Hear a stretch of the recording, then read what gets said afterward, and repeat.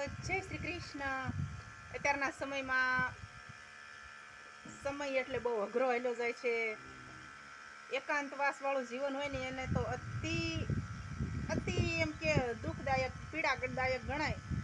પણ શું કામ પીડાદાયક ગણાય ખબર છે કે એ એકલા જીવતા હોય ને એ વ્યક્તિ સતત કોઈકનો સાથ ઝંખતા હોય અને સાથ ન મળે ને એટલે માણસ દુઃખી થાય.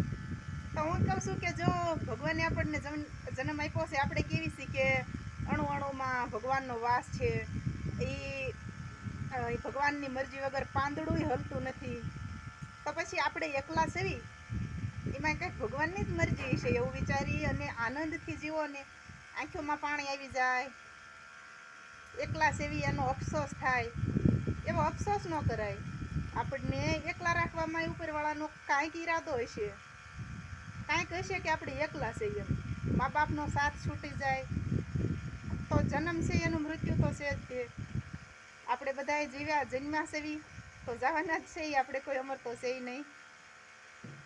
તો મારા ભાઈ, જીવને મોટો રાખી અને કોઈનો સાથ મળે કે ન મળે, જાત મહેનત જિંદાબાદ. જ્યાં સુધી આપણા હાથ પગ હાજા નરવા હોય, ભગવાનને પ્રાર્થના કરાય કે બાપા જીવાડને ત્યાં લગી હાજા નરવા રાખજે.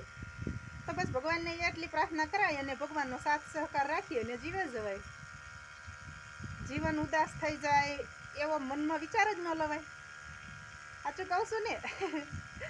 તો ભલે બોલવું અને વર્તન કરવું આ બેયમાં બહુ ઘણો ફેર હોય, પણ છતાંય હું એટલું કહીશ કે જેટલું જીવાય એટલું આનંદથી જીવી લેવી ને. આમાં ઘણાય મને એમ પણ કહેશે કે તું વાડીઓમાં રહીશ ને, તું એકલી રહીશ એટલે તારે વાંધો ન હોય. ઘણાય આમાં આવી પણ કોમેન્ટ કરશે આશાબેન બથવાર જેવા. પણ કાંઈ વાંધો નહીં, જેવું હવનું કિસ્મત હોય એવું મળ્યું હોય.